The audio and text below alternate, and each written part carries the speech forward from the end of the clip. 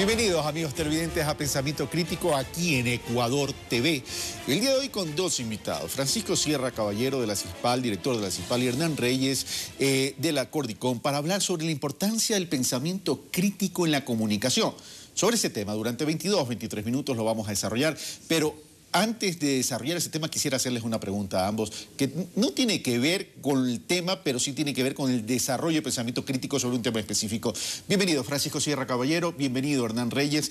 Y quiero comenzar haciéndoles una pregunta para que desarrollemos breve para entrar después a la materia, aunque este nos puede servir como ejemplo para desarrollar el tema. Lula, en Brasil, en una reunión, en una reunión en Brasil donde estuvo también Ernesto Samper, secretario general de UNASUR y expresidente de Colombia, mencionó: el ciclo progresista puede estar terminando. Y fue duro en cuanto a su apreciación. Dijo: todo dependerá de quién mire hacia Estados Unidos. Es una declaración tremendamente dura, más aún en la coyuntura de la geopolítica en este momento. Francisco Sierra. Creo que es una declaración muy marcada por la situación que vive Brasil, que sin duda es complicada, difícil, en el que el proceso del PT fácilmente sí correspondería a ese ciclo, pero no creo que sea representativo del resto de la región. Lo que es importante considerar es el papel de Brasil para UNASUR y geopolíticamente, que sin duda es estratégico. Hernán Reyes, ¿tu opinión al respecto? La política, por su propia naturaleza, tiene un carácter inestable. Efectivamente hay tendencias, hay procesos que se van consolidando, que se van articulando, y hay ciclos y tiempos políticos. A mí me parece que es clave el analizar el nivel de participación de base, de participación ciudadana en estos procesos de corte progresista para saber cuál es su futuro inmediato. Ya vamos a hablar de la participación ciudadana también en la comunicación, pero solo para terminar este temita, y también me llama la atención la declaración de Ernesto Samper en el mismo foro cuando dice: es importante que cada país ofrezca respaldo para que la UNASUR se consolide en la integración de nuestro continente. Hasta ahí todo iba bien. Estoy preocupado porque tenemos y hemos tenido momentos de gobiernos progresistas en la región, y como la política tiene ciclos y en poco tiempo podremos tener una reversión, perdón, esa es la declaración de Lula. Voy a la de Samper. Cada gobierno, sostuvo Samper, tiene su propio signo, y hay algo importante que es el acercamiento a los partidos opositores, que también tienen que ver con UNASUR, porque en otro momento fueron gobierno. Entonces la UNASUR no es un sindicato de gobiernos, sino una unión de naciones. ¿No es una luz amarilla, Francisco?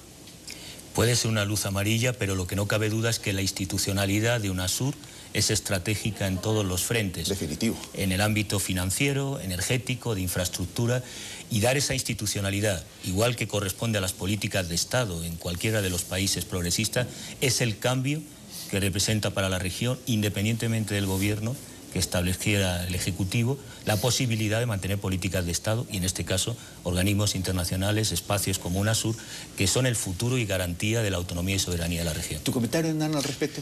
Ciertamente UNASUR no puede aglutinar fuerzas políticas como tal, tiene que de alguna manera ser el depositario de lo que son proyectos nacionales. Y me parece que en América Latina, inclusive más allá de ciertos cambios que pueden darse por ciclo electoral, es importante entender que el ciclo del neoliberalismo es un ciclo agotado, y creo que UNASUR podría tener enormes dificultades si es que en algunos países latinoamericanos hay un proyecto renovado de la derecha que pueda querer volver atrás. De ahí la importancia entonces consolidar cada una de las naciones para fortalecer UNASUR. Ahora sí, vamos al tema de la importancia del pensamiento crítico en la comunicación. Hablemos de Latinoamérica, el Caribe, y evidentemente no podemos hacer abstracción del Ecuador. ¿Hay pensamiento crítico en la comunicación en estos momentos? Yo, sin ninguna duda, creo que América Latina siempre se ha caracterizado en la diferencia del pensamiento y de la práctica, no lo olvidemos. Por ejemplo, los medios comunitarios es una tradición, una característica de la comunicación popular comunitaria de América Latina. Hay una rica y diversa experiencia de iniciativas, de proyectos y de pensamiento crítico que surge fundamentalmente del sur, de Latinoamérica, y que es un referente internacional a todos los niveles. Hoy también, por fortuna, en política pública. Consolidado un buen proceso. Muy consolidado, pero que todavía tiene metas por delante de reconocimiento, de acceso, de participación. Hernán, hago esta pregunta por lo siguiente. Durante algún tiempo hemos venido hablando, y tuvimos la oportunidad de hablar hace un par de años en la cumbre con ustedes dos, en el Parque Histórico de Guayaquil, que por cierto muy bonito, lo estoy extrañando. Pero vamos a lo siguiente. Tuve la oportunidad de conversar en ese momento con ustedes sobre el tema nos habíamos acostumbrado a construir una sociedad de receptores de información, pero no era una sociedad de ciudadanos activos críticos. Hoy ha cambiado eso. Creo que es importante matizar. Me parece que hay que mirar la estructura del sistema mediático en muchos países latinoamericanos. En el caso del Ecuador, por ejemplo, es una estructura basada y fundamentada en medios privados. Los medios privados, por su propia naturaleza, lo que buscan es rentabilidad social y no tienen mucho interés, efectivamente, en abrir canales para la interactividad y la participación de la ciudadanía. Pero sin interactividad no se puede desarrollar pensamiento. Así es, pero lamentablemente ese ha sido uno de los elementos precisamente ligados al modelo neoliberal, es decir, lo que significa empresa privada, lo que significa lucro, lo que significa rentabilidad, también, creo yo, ha tenido su asiento en el campo de la comunicación, aunque en América Latina, como decía Francisco, hay otras vertientes de comunicación popular. En América Latina hay una vertiente muy importante de pensamiento académico crítico, que son precisamente aquellos que han puesto de alguna manera cortapisas a esta labor de medios privados sin participación ciudadana. Pero entonces, esa realidad de medios informativos versus verdaderos medios de comunicación es un reto para el Ecuador. Hay que ir construyendo audiencias. ¿Tenemos miedo a construir esas audiencias producto de pronto ir construyendo una sociedad de iguales y no una sociedad de desiguales? Ese es el reto, pasar del concepto neoliberal de audiencias como consumidores o usuarios de los medios de comunicación a un nuevo concepto de ciudadanía mediática, de usuarios o sujetos activos políticamente con derechos en el campo de la comunicación, que además cada vez más a través de las redes sociales se están apropiando del espacio de la comunicación y en muchos casos no tienen el reconocimiento jurídico. Afortunadamente en Ecuador sí tienen y en otros países de la región, pero hay que pasar a construir desde la pedagogía los derechos y el ejercicio de responsabilidad, porque se apela siempre a los profesionales, pero también los ciudadanos tienen que aprender a hacer un uso responsable de las redes sociales, un uso responsable de los medios públicos y de los medios comerciales y privados. Entonces tenemos por ahí un reto que no puede construirse solo desde el punto de vista de una ley orgánica de comunicación, sino desde las políticas públicas y desde la sociedad civil, desde la ciudadanía, por ejemplo, de los medios comunitarios. Ahora, existiendo mucho medio privado, sobre todo en el Ecuador, en el sentido de que no le interesa el desarrollo del pensamiento crítico en la comunicación porque está más orientado al tema popular para captar rating y evidentemente captar pauta, y la pauta genera flujo de caja y rentabilidad.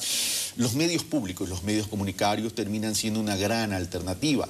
El tema es la estructura de esos medios públicos y privados en términos de entrar a debatir pluralmente, frontalmente, sin temores y sin miedo.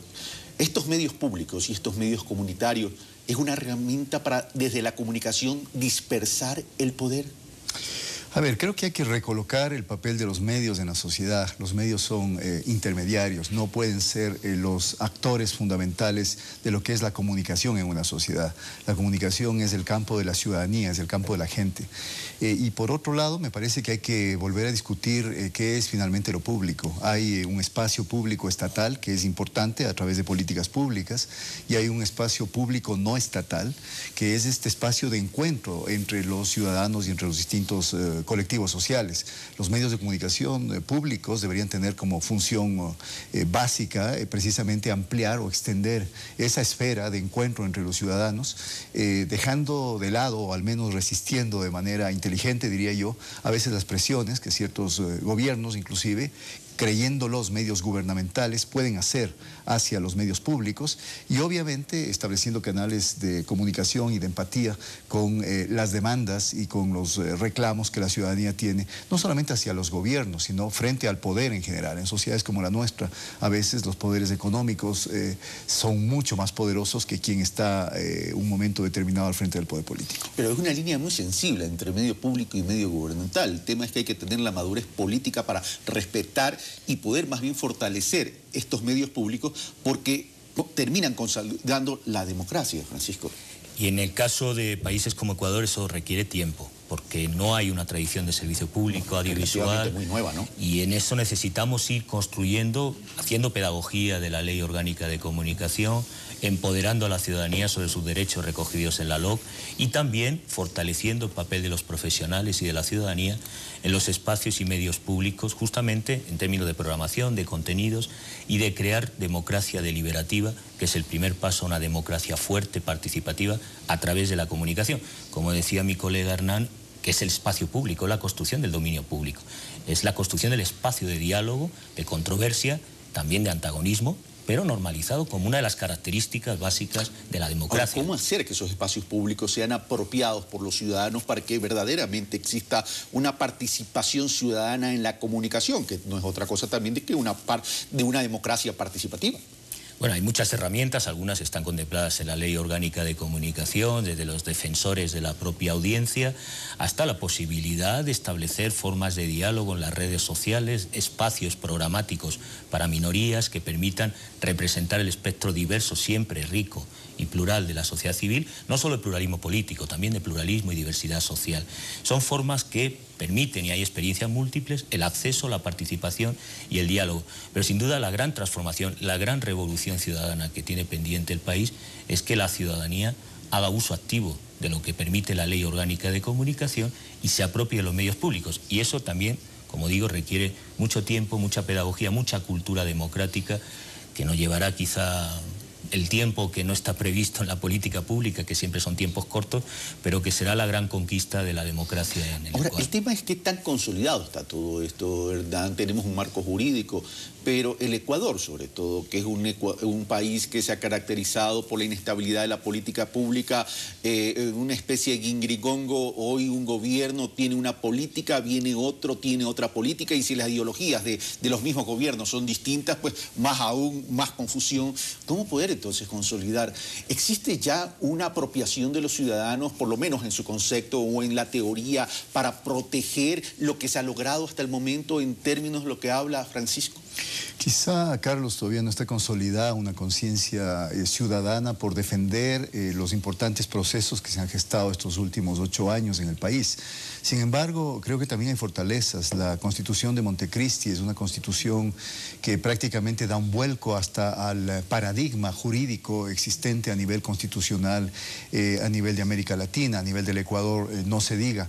Y desde ese punto de vista me parece que va a ser muy difícil que, pese a que la eventualidad de que pudiera haber un cambio político el 2017, de que pueda haber un partido político o un nuevo liderazgo político que convenza a la ciudadanía de cambiar la Constitución ecuatoriana. Yo creo que hay que volver los ojos a aquellos grandes principios, a aquellos valores, entre otros, los valores y derechos de la comunicación y de información presentes en la Constitución de Montecristi, para poder, a partir de eso, el Estado, a través de políticas públicas, de instituciones, la propia ciudadanía, a través de esos espacios permitidos por la normativa y a través de sus propias lógicas y dinámicas como activo sujeto de participación social, que vayan efectivamente creando espacios fuertes de enraizamiento de aquellas políticas, de aquellos procesos y aquellas dinámicas que se han ido gestando. No nos olvidemos que la Ley de Comunicación es una ley tremendamente joven, está aún en su etapa inicial, tiene menos de 2 años, no hemos cumplido 2 años de aplicación de la ley, tuvimos 4 largos años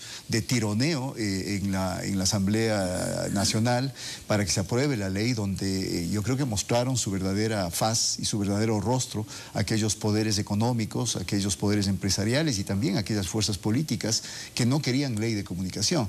¿Por qué no querían ley de comunicación? Esa pregunta yo creo que sigue vigente, precisamente porque la ley de comunicación abre, como decía Francisco, campos importantes para la participación ciudadana y para modificar estructuralmente estas relaciones desiguales y asimétricas entre los medios de comunicación privados, fundamentalmente, y la ciudadanía, o abre el espacio para que aparezcan medios comunitarios y medios públicos, redistribuyendo de manera radicalmente distinta el espectro radioeléctrico, es decir, un hito, digamos, en la historia de la comunicación del Ecuador. Ahora, pero esa distribución del espacio o del espectro, Francisco, en la teoría o en la teorización o en la intención está perfecto, pero el tema es qué tan factible es, porque para aquello se requiere, uno, recursos económicos para poder adquirir la concesión. 3, recursos económicos para adquirir los equipos, recursos económicos para montar la operación y para tener y contratar el talento humano. Es decir, ¿qué tan factible es en los medios comunitarios, sobre todo? Bueno, en Ecuador existe talento humano para los medios comunitarios Existe también la posibilidad de políticas públicas que promuevan y fomenten esos medios comunitarios. Es necesario establecer procedimientos diferenciales. Es posible en la ley. El nuevo constitucionalismo implica procesos, por ejemplo, si hablamos de las culturas ancestrales indígenas, proceso de regulación diferenciado justamente para proteger el espíritu de la Constitución y de la ley, que es permitir que estos grupos accedan a frecuencias y tengan esa capacidad. Pero además, desde CIESPAL estamos abogando porque es necesario en Ecuador, si pensamos en el futuro de la televisión digital terrestre, espacios de cooperación y convergencia de medios públicos, de medios comunitarios e incluso de medios privados que no tendrían la capacidad económica, financiera, de cumplir ciertos principios y ciertas exigencias de la Ley Orgánica de Comunicación. Y eso fortalecería el empleo, el talento humano, el desarrollo del audiovisual, la industria de contenidos de Ecuador, estableciendo sinergias y cooperaciones. Es evidente que los medios comunitarios son muy diferentes a los medios públicos, tienen otra razón de ser, no profesional exactamente, pero hay talento humano, hay potencia, hay experiencias, prácticas, y sería posible, necesitamos impulsar políticas públicas en esa materia. Con una capacidad de amplificación tremenda. Además, ahora, quiero hacerles una pregunta. Mucho se habla del periodismo ideológico, y yo no lo critico. Yo creo que es legítimo que haya un periodismo ideológico siempre y cuando se lo mencione, se lo indique, etcétera, etcétera. Pero, ¿cuál es la diferencia entre un periodismo ideológico y un periodismo político, verdad? Acordémonos que el periodismo nació de alguna manera ligado a responder las necesidades de información y de debate alrededor de dos campos, el campo económico, el tema de información de mercado, y también el campo político. El periodismo en sus inicios, la prensa, llamémoslo así, era una prensa fuertemente politizada. Con el paso del tiempo se producen dos fenómenos. Uno, se va mercantilizando lo que es el proceso de información y van descubriendo que también es buen negocio tener un medio de comunicación, precisamente con este ligamen con lo que es la publicidad como fundamento, como aceite, digamos, para que pueda funcionar el mercado, la maquinaria del mercado. Pero por otro lado también va apareciendo esta idea de objetividad periodística y de transparencia, esta idea de que el periodismo debe estar más allá del bien y del mal. Yo estoy convencido que el periodismo es todo lo que acabé de decir y quizá algo mucho más en proyección y en potencia. Sin embargo, yo creo que esa politicidad que es propia del periodismo y que yo creo que es importante porque está ligada a la necesidad de que la sociedad debata sobre temas fundamentales, y ese es un debate en el fondo político, no puede ser confundida con una falsa politiquería, una falsa politicidad o una actoría política desmentida constantemente por los propios medios de comunicación, porque yo creo que la ciudadanía tiene el pleno derecho a saber si es que un medio está posicionado en pro de un proyecto o en contra de un proyecto. Ni siquiera estoy hablando a favor o en contra de un gobierno o de un gobernante, sino de un proyecto de sociedad. La comunidad tiene el derecho a saberlo. Para eso está todo el campo editorial del medio de comunicación, pero que tienen que cumplir también ciertas bases mínimas. No puede haber editoriales que traten temas tan absolutamente banales como la entrega de 3 paquetes de tubérculos en el Palacio Carondelet, y los medios de comunicación no solo conviertan aquello en la primicia de la noticia política, de la sección política de noticias, sino que después, durante una semana entera o semana y media o 2 semanas, los distintos medios de comunicación hagan y exhiban editoriales, comentarios editoriales refiriéndose a aquello. Yo creo que los ecuatorianos nos merecemos una mejor calidad de contenidos de todo tipo, contenidos de opinión y contenidos informativos. Y eso implica volver a repensar lo que significa hacer periodismo en este país, hacer periodismo de opinión o hacer periodismo de información. Creo que hay un propósito fundamental más allá de la coyuntura, más allá de la temporalidad de la noticia. Ahora, Francisco, para desarrollar pensamiento crítico se requiere libertad de expresión. Pero cuando el periodismo se transforma en actoría política, ¿no atenta acaso contra la misma libertad y en consecuencia contra el propio pensamiento crítico? Pues es una de las características de lo que ha sucedido en la región, en América Latina. Ante el barrido de la crisis neoliberal y de los partidos que representaban esos intereses, ajenos además a la realidad de América Latina del neoliberalismo, se han convertido en actores políticos opositores los medios de comunicación. Que además se añade que en los procesos de conquista democrática y regulación han sido los principales opositores. No es nuevo. desde los años 70, fueron los que se opusieron a un nuevo orden mundial de la información y la comunicación, al célebre informe McBride. Fueron duros opositores, algunos como el director del Mercurio, el propietario de la familia Edward, expulsado ahora por el Colegio de Periodistas de Chile, fueron representantes de la CIA y prepararon el golpe de Estado y vulneraron sistemáticamente los derechos humanos, la libertad de expresión, y hoy, de nuevo, vuelven a ser opositores frontales a gobiernos de progreso, es decir, a la propia legitimidad democrática. Creo que eso es preocupante desde el punto de vista de que en algunos casos extremos, como el de Venezuela, incluso han sido organizadores de golpes de Estado. Golpes blandos se habla, golpes mediáticos, pero en cualquier caso, golpes de Estado, es decir, vulnerando la propia racionalidad democrática y el juego de opinión, de discusión en el espacio público de la libertad de expresión. Digamos que a veces el concepto de libertad de expresión que tienen estos actores políticos es el de ellos mismos y sus intereses frente al resto de la ciudadanía. Gracias, Francisco. Y ya para terminar, Negrito, solamente una última pregunta. He tenido la oportunidad de recorrer el país y visitar algunas facultades de comunicación. Veo que hay jóvenes que están interesados en realmente cambiarle la cara al periodismo. En ese sentido, ¿cómo no perder esa siembra para que la cosecha sea eficiente? ¿Qué tenemos que hacer desde la política pública y la academia, sobre todo, comprometida en el desarrollo de un verdadero periodismo? Hernán y Francisco, y terminamos. Carlos, tratando de volver a lo que es el tema de este programa, tratando de volver a entender la comunicación, entender la información desde un pensamiento crítico. Si es que no hay esta distancia que marca justamente la conciencia sobre lo que es la realidad estructural de los procesos, la capacidad que tenemos los seres humanos para transformar la realidad y los obstáculos que existen en esa realidad para no dejarse ser transformada, yo creo que todo el resto, la teoría, la metodología, las discusiones que se pueden generar en las aulas son inútiles. Gracias, Hernán. Francisco. Muy breve, creo que se está consiguiendo con la Ley de Educación Superior, que rompe la brecha entre la academia, las facultades de comunicación, la sociedad civil, por ejemplo, los medios comunitarios, y lógicamente también, de algún modo, los profesionales de la información. Si superamos esas brechas, creo que el futuro de la comunicación de esos jóvenes va a ser mucho más esperanzador. Hernán, Francisco, muchas gracias por estar con nosotros en Gracias. Pensamiento Crítico.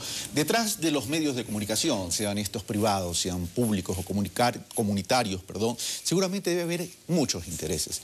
Pero más allá de aquello, no permitamos que sean los medios los que marquen la agenda en los países. No permitamos que sean los medios los que depositen mediante la opinión la protección de sus propios intereses, sean políticos o sean económicos. El ritmo de una nación la ponen ustedes. Y son ustedes los llamados a apropiarse de los espacios públicos. Son ustedes los llamados a hacer opinión. Son ustedes los llamados a construir una sociedad donde se rescate el diálogo a pesar de la discrepancia y de la diversidad. Son ustedes los llamados a construir y consolidar la democracia aquí en el Ecuador. Esto fue Pensamiento Crítico. Soy Carlos Rabascal. Yo los espero el día de mañana y ya viene Diego Valencia, que se ha reincorporado para darnos a conocer sobre todos los deportes a nivel nacional e internacional.